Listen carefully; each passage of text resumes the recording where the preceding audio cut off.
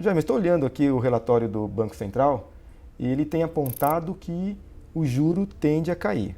A expectativa pelo relatório Fox é que o juro caia para um patamar aí de 5,5% até o final do ano.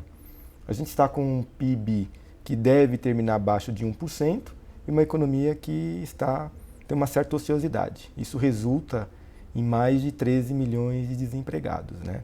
Enfim, né, dado esse contexto de que vai haver a reforma da Previdência, que isso gera um estímulo, né, mexe com as expectativas do investidor. E o Banco Central meio que atrelou a queda do juro à reforma da Previdência, que de certa forma faz sentido, até porque o Banco Central, a meta do Banco Central é em relação à meta da inflação, né?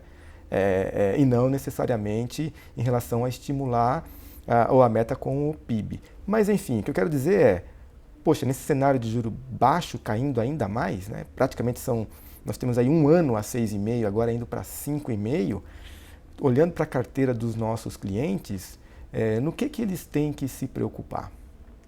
Carlos, bem pontuado. Na verdade, vivemos um mundo novo do ponto de vista de investimentos, que nós aqui no Brasil não estamos acostumados, que no mundo já é uma realidade.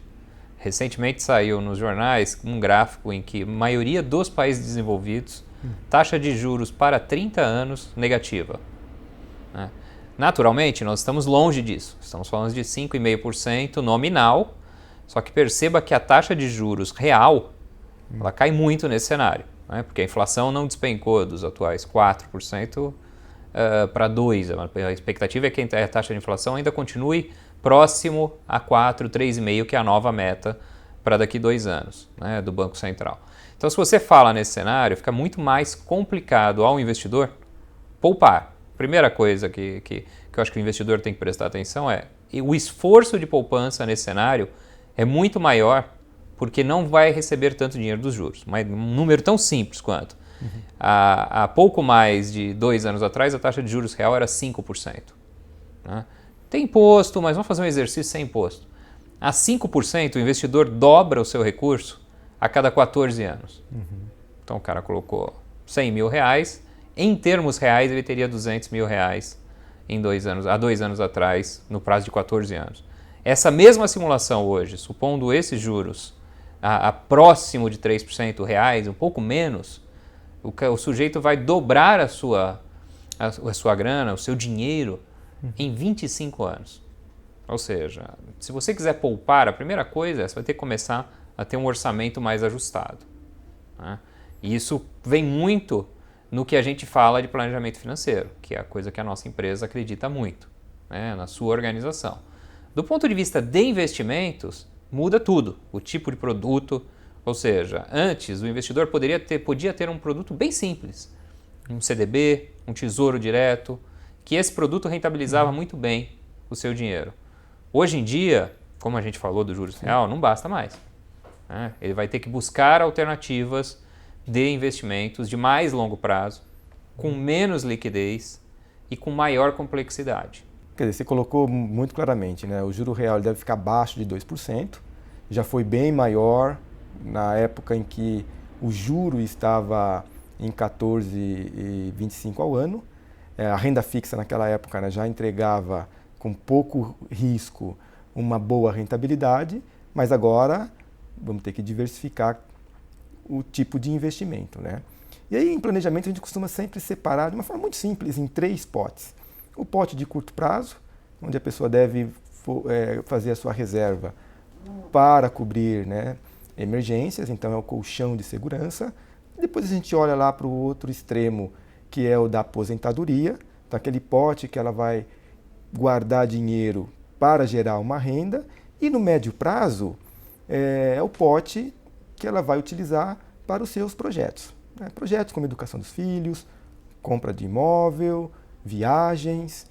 E dado esse cenário, né, essa contextualização didática, né, para as pessoas entenderem como distribuir o dinheiro no tempo, falando aí de liquidez, nesse cenário aí com o juro caindo, o que você diria de recomendação para cada pote? Que tipo de investimento ou em que tipo de investimento a pessoa deveria aplicar? Falando de uma forma mais popular, né? Bom, Carlos, eu acho que Você citou pontos importantes. A questão de dividir o seu dinheiro é essencial. Ou seja, porque em última instância o que nós vamos falar é que o investidor precisará de mais risco para ter mais retorno. Se ele vai ter mais risco e menos liquidez, ele precisa de fato ter a reserva de emergência. A gente vê poucos brasileiros com reserva de emergência. Você vê os dois casos no extremo. Muito brasileiro com muita liquidez, desnecessário, normalmente em produtos com pouca rentabilidade, poupança é um caso. E o outro extremo, que é o brasileiro que já desbancarizou, mas a gente acaba avaliando carteiras em que o investidor tem muito risco e pouca liquidez, né? Eu acho que as dicas nesse cenário de juros é isso aí mesmo. Vamos dividir os potes, feito a reserva de emergência, vamos para aquela parte aí sim que a gente vai buscar diversificação e risco, né? Eu acho dá que para dar algum exemplo assim do eu acho que a gente pode investir? Primeira coisa, a gente vai olhar com mais carinho bolsa de valores, né? A gente está olhando o ambiente, como você bem disse, que possivelmente a reforma passe, e a reforma passando, você tira uma pressão sobre o Estado e a capacidade do governo voltar a investir, né? O outro ponto é juros baixos vai possibilitar que alguns setores que até pouco tempo não eram tão lucrativos voltem a ser lucrativos. Então a gente vai olhar a bolsa de valores com muito cuidado, não necessariamente para uma tendência de bolsa explosiva, mas sim setorial. Um outro tema que nós vamos olhar com mais cuidado são produtos ilíquidos como fundos imobiliários de características diferenciadas, fundos de crédito com um pouco mais de prazo, até mesmo private equity para quem for um cliente mais sofisticado. Mas para o cliente do dia a dia vai ser essencial ele olhar com carinho a questão de custos. Então, uma dica que surge e que começou a crescer no Brasil são os chamados ETFs. Né? Então, os ETFs nada mais são do que índices passivos, ou seja, eles tendem a seguir um ativo, a sua variação daquele investimento, ou seja, vou comprar um título de renda fixa, ao invés de comprar uma carteira de títulos, é possível você comprar um ETF, que nada mais é do que um ativo que você compra na bolsa, que vai seguir a variação desses títulos. Qual que é o ponto muito positivo? Eles são baratos. Eles têm taxa de administração bem baixa, abaixo de 0,5%. Que quando você compara com a maioria dos fundos multimercados, que custam 2%, num ambiente que os juros é 5,5%, ficarão caríssimos. Então, acho que as dicas que a gente pode deixar aqui é olhar custo com cuidado, buscar aqueles produtos que têm um custo menor. 2, buscar aí uma diversificação com ativos de bolsa de valores, mas aí sim, precisa de um cuidado, precisa de um acompanhamento técnico, né? E 3, trabalhar muito, mas muito bem essa questão da reserva de emergência com risco. Se você tiver a sua reserva de emergência feita, vai te permitir correr risco na carteira e aí deixar o dinheiro trabalhar para você, que é o que o nosso cliente quer. Eu vou voltar só um ponto, que é, nesses 3 potes, o que você recomendaria para o pote, né, de curto prazo, ou seja, colchão de segurança, o que você recomendaria para médio prazo e o que você recomendaria para longo prazo? A previdência também faz sentido, uma previdência complementar no longo prazo? Como que você alocaria, né, o seu dinheiro através desses vários veículos que a gente vai passar a olhar agora, mas aí só para o cliente ter uma ideia, né, por pote, como que seria? É uma orientação. Tá bom. No pote de emergência, de reserva de emergência, ou tesouro direto, ou um fundo passivo, ao CDI, com uma taxa muito baixa, mas que tenha uma pequena mistura com crédito, que possa render alguma coisa perto de 105%, 110% CDI. Então você tem aí 2 opções para esse cliente. Na parte de médio prazo, seria interessante buscar mesclar aí a questão da bolsa de valores com alguns ETFs de risco, com risco um pouco diferenciado, né? Com algumas emissões em dívida de médio prazo. Então, o multimercado, por exemplo, também funciona. O fundo multimercado, se nessa ficar complicado essa história, o fundo multimercado é sempre um coringa, né? Mas é especial a seleção de gestores. E para parcela de mais longo prazo, a gente trabalhar a questão dos fundos de previdência.